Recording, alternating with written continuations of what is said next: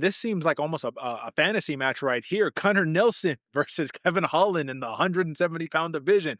All right, AJ, let's address the elephant in the room. Kevin Holland, man, it's been a rough skid. 1-4 in your last 5, but there's always a but to this. This isn't just any 1-4 skid, man. He's going up and down divisions. He's being a company man. He's fighting whoever, whenever, the hottest names, whatever the case may be. And then you got Gunnar Nelson, who's got like 2 minutes of cage time in the last like 2 years or something like that, man. Like he doesn't fight a lot, bro. Last win, nasty.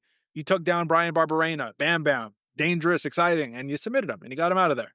But we don't really have much else to go off of, man. So what do we know? Bouncy, karate stance, blitz in, and take care of you. And we know that Kevin Holland didn't fare well against Stephen Wonderboy Thompson, but Gunnar Nelson's not going to kickbox with Kevin Holland, AJ. So how does this matchup play out, and why is Kevin Holland a plus 110 dog? Why is it so close to even money when he's on such a rough streak? Derek, I think, well, 2 reasons. I think he's an underdog because of how the streak has been going, but I think he's a lot closer and not just a massive underdog because this is 170 Kevin Holland. This isn't 185 Kevin Holland. It's going to get bullied around like he did in his last fight. And I do think that plays into a lot of people's minds. They see Gunnar Nelson, you're right, crashes in, fast hands, likes to pressure you, likes to get his hands on you, and then just work for the takedown and get down. But again, this is 170-pound Kevin Holland. He's able to scrap with these boys. He's able to roll around. This is where I feel like he naturally should be. And that's why I think it's a lot closer of a nod than what it would normally be if this was a 185-pound fight. Yeah, I'd agree with you wholeheartedly, man. Rainer de Ritter, double champ, 2 divisions in 1 championship. Roman Dolidze, who's right there in the cusp of title contention in the middleweight division. You fought both of those guys and you lost. Okay. You know what I mean? You got finished in the first round, though. That's where it's a little disappointing. And I want your opinion on this. Joaquin Buckley, he didn't have any nice words to say about Kevin Holland. He basically said, listen, you're content with what you're getting paid with. You got finished in the first round against a dude from a different promotion, and you weren't even mad. I don't know if you'd be able to assess if another individual is mad or not. Like, how could you tell? But really more on that line, man. This is the dangerous part about betting Kevin Holland, is you never know what you're going to get. But I am confident that the discipline that it takes to get to 170 versus 185, you're going to see a little bit more of a dialed in performance. So talk to me about path to victory. Gunnar Nelson, aside from takedown and submission, is there any path to victory against a dude with like a 9-inch reach advantage against you? Ooh, I want to say yes. I want to say if Gunnar Nelson is able to maintain not necessarily distance, but good like boxing distance in that karate back and forth he might be able to land some shots and avoid the danger, especially if Kevin Holland is overextending. Overextending in the combos, reaching a little bit, and then Gunnar is able to cut an angle and get to the takedown, hold him down. That's probably his best way, but man, the takedown, again, you got to keep Kevin Holland on his back.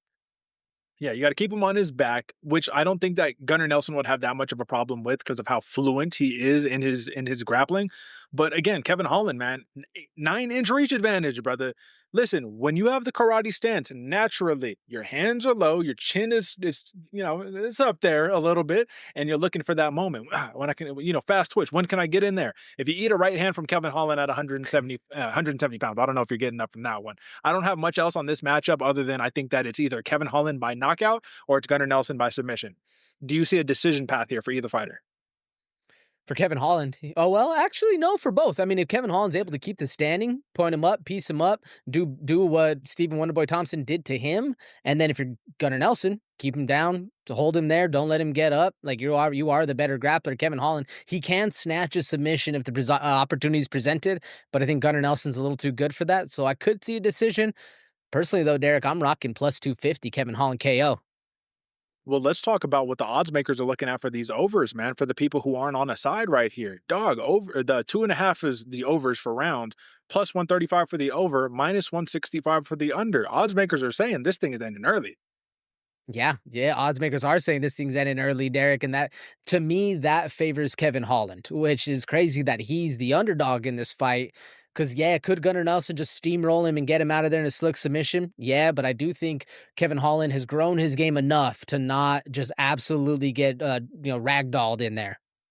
All right, that's fair. And now that I'm actually looking at it, man, we looks like we have a little bit of a round shift.